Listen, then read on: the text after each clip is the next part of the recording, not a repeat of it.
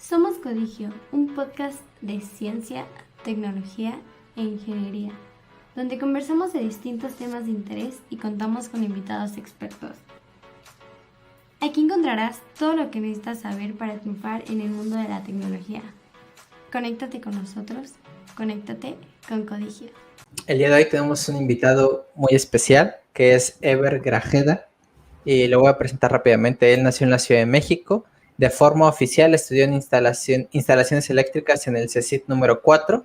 Estudió sistemas computacionales en la ESCOM. Ha estado trabajando en startups desde hace 4 años, por lo que ha podido vivir sus múltiples etapas desde seed stage hasta serie B e incluso etapas de éxito o adquisición de otras startups. Actualmente trabaja en Gurú Hotel como backend enfocado a Cloud Native y microservicios, y anteriormente estuvo trabajando en Brands, que es mejor conocido como Luna, y sus áreas de interés son Cloud Native, emprendimiento e eSports. Bienvenido, Ever. ¿Cuál fue tu primer trabajo? Tu primer trabajo en un startup. Mi primer trabajo en una startup. Las startups es muy complicado saber cuándo fue tu primer trabajo, creo, porque cuando yo empecé hace como 4 años, más o menos, todavía no era como muy, no eran como muy formales las startups de ninguna manera.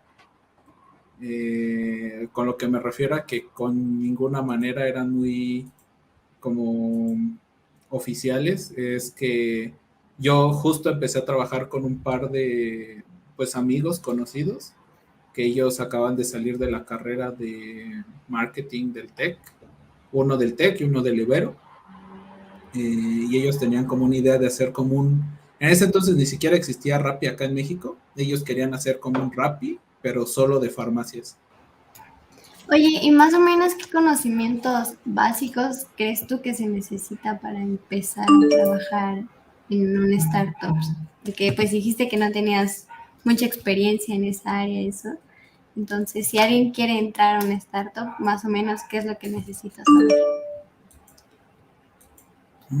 Yo creo que hoy en día depende mucho de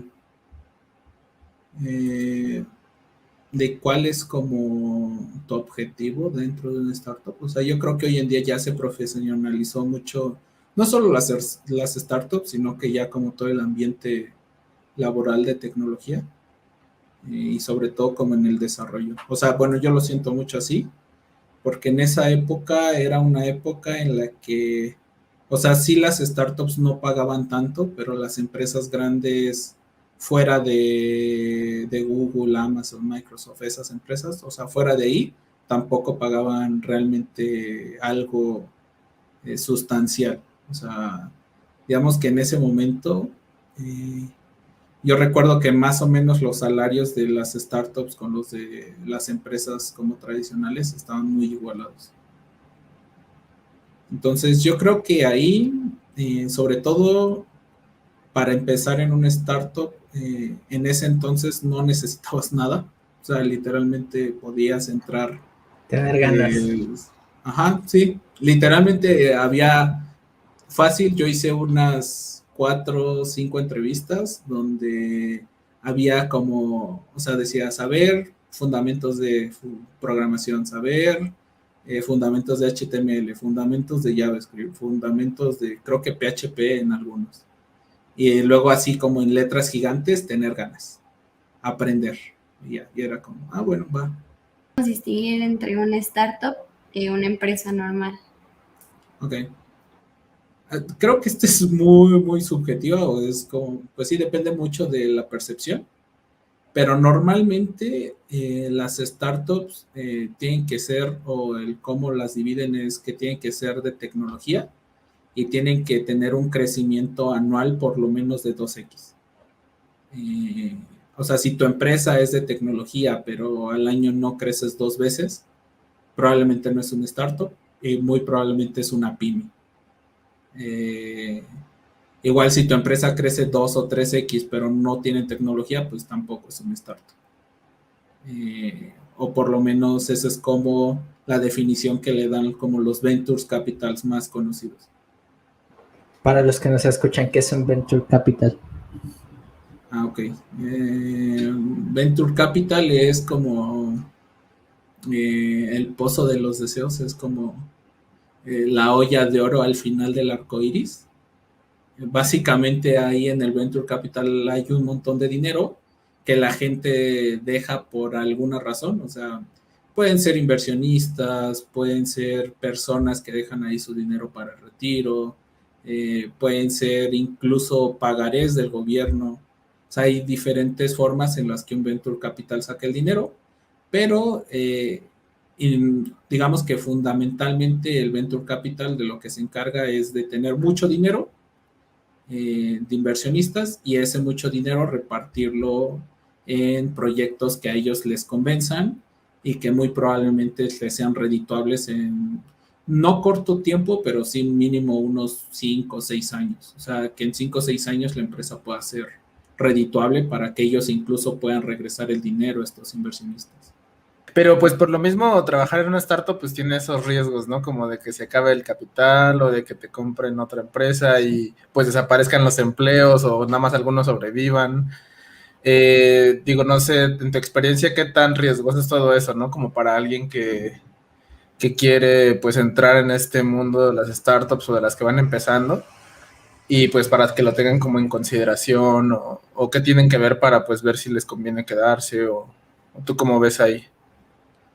Yo creo que, o sea, sí es un volado. La verdad es que las startups siempre son un volado. Pero también yo creo que hay más herramientas para saber si tu moneda está cargada hacia un lado. Eh, o sea, yo, por ejemplo, como intento disminuir el riesgo es investigando un poco a la startup antes. Incluso ya hay páginas que se dedican como a recabar información fiscal directamente de las empresas de este tipo de startups. Y entonces tú ya puedes estar como más seguro de, no sé, suponiendo que te oferta, ¿qué te gusta? Codigio, ¿no? Que es una startup nueva que se dedica a dar cursos. Y entonces tú vas y en Google buscas Crunchbase Codigio. Y Crunchbase justo es una página que se dedica como a recabar información de como de startups, ventures capitals, bueno, series, que son, las series literalmente es como yo junto un bonchecito de dinero y ese bonchecito de dinero es lo que me tiene que durar para cierto periodo. Eso es como una serie, más o menos.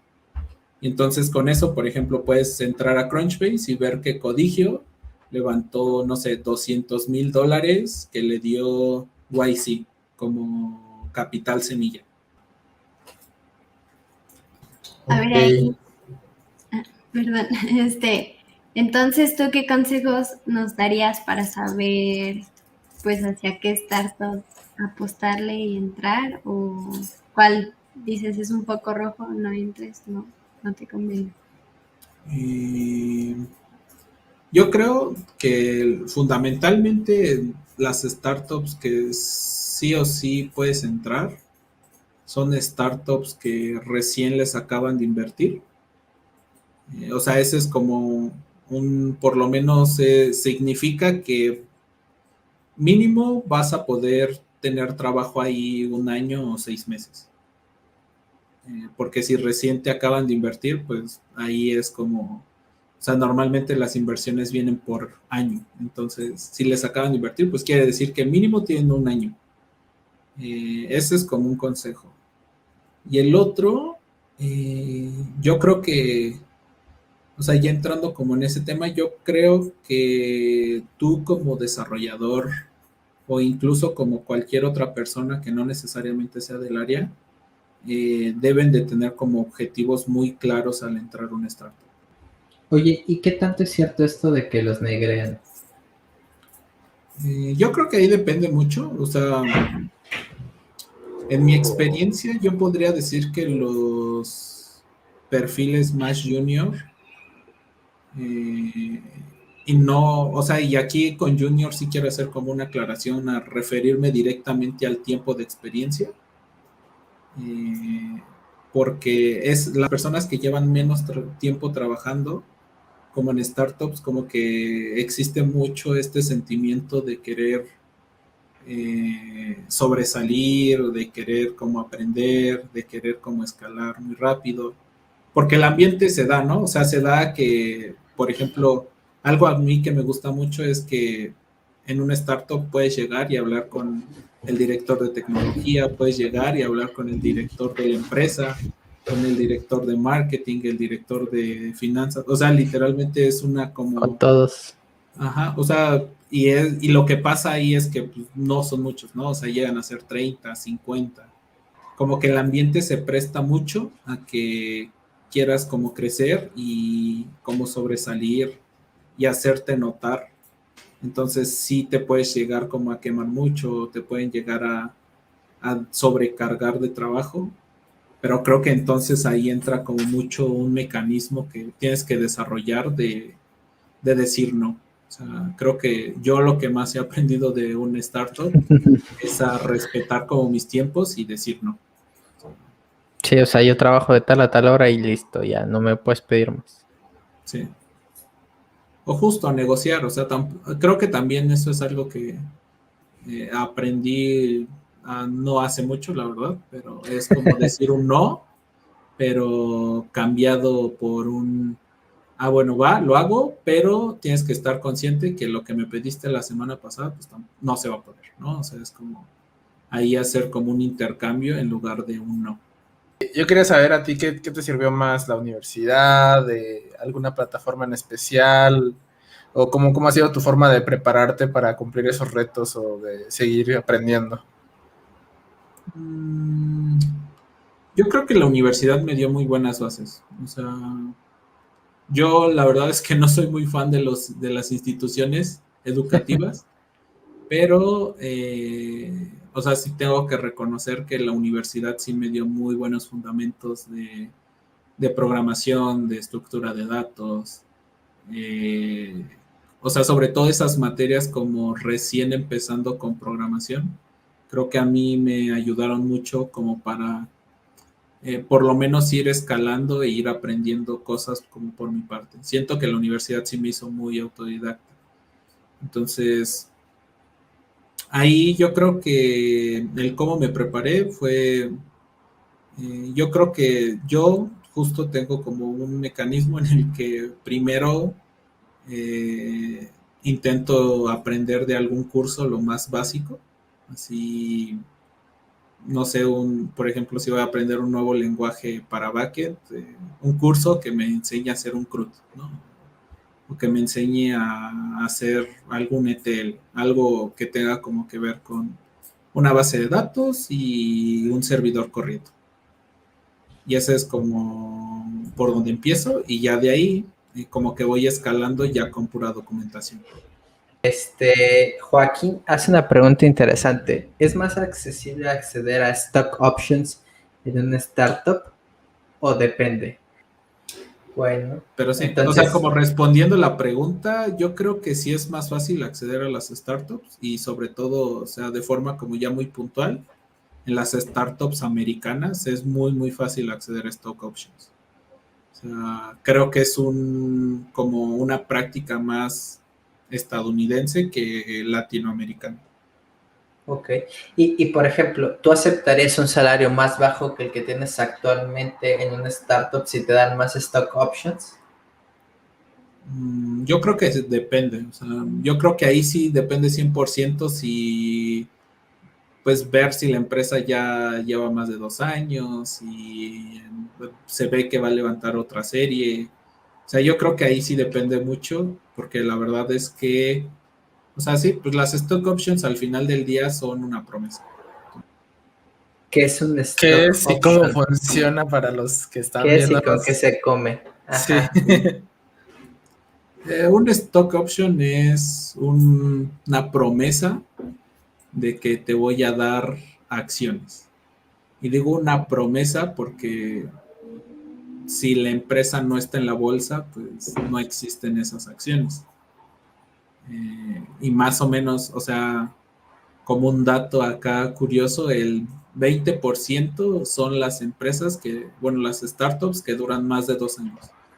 O sea, de 10 startups que se lancen hoy, en 2 años nada más van a quedar 2. Y luego, no tengo exactamente el dato, pero más o menos imaginemos que hay, no sé, otras 10 startups que ya llevan 2 años. De esos dos, o sea, los siguientes 2 años, igual se vuelve a reducir el número como al 20%. Y el chiste es que más o menos de cada 100 startups que se lanzan al mercado hoy en día, menos de 10 logran llegar a la bolsa. Entonces, por eso digo que los stock options son una promesa de que en algún momento te van a regalar un cachito de la empresa. Muy bien, aquí Joaquín te pregunta que cómo son las entrevistas en la startup en la que estás, son como en las de Google con algoritmos y todo eso. Depende mucho, o sea, depende mucho de el perfil o como la posición a la que estés aplicando. Y a mí me han tocado 4 tipos de entrevistas en las startups. Uno, donde es llegar, hablar con el CTO y enseñarle más o menos como tu portafolio, lo que has hecho, qué sabes hacer, proyectos. Incluso me ha tocado, por ejemplo, en entrevistas que me digan, ¿qué estás haciendo ahorita? Y le dices, estoy haciendo eso, que es para tal servicio. Y como es un servicio que pues cualquier persona puede usar, se meten, lo usan y me dicen, sí sirve, está chido. Siguiente entrevista. O sea, ese ha sido una entrevista que me ha tocado. Luego me ha tocado la que es por puro networking, y por puro networking entras a la startup. Sí, Así de pura de que, recomendación, ¿no? Me recomendó, sí, es muy bueno, lo quiero, venga. Ajá. Sí, sí, sí. O sea, eso pasa mucho, por ejemplo, ya cuando son como, pues perfiles que ya tienen por lo menos unos 2 o 3 años, y que hay alguien directamente que o sea, que ya trabajaba contigo y que va a volver a interactuar contigo. O sea, justo me ha pasado que es como, es que yo trabajaba con Ever y me llevaba bien con Ever y sé que Ever hace bien las cosas, y si me traes a Ever acá, yo voy a poder Sé que avanzar puedo sacar la mucho chamba, más. ¿no? Ajá. Entonces, esa es la otra. Y la otra que me ha tocado es todo el proceso como de una empresa como Google, ¿no? Que es, te hacen una entrevista de algoritmos. Bueno, primero te hacen como la entrevista de RH, ¿no? Que es clásica, para ver qué quieres, cómo has estado, si te quieres mover, bla, bla, bla. Luego de ahí, como toda esta parte de algoritmos, de resolución de problemas,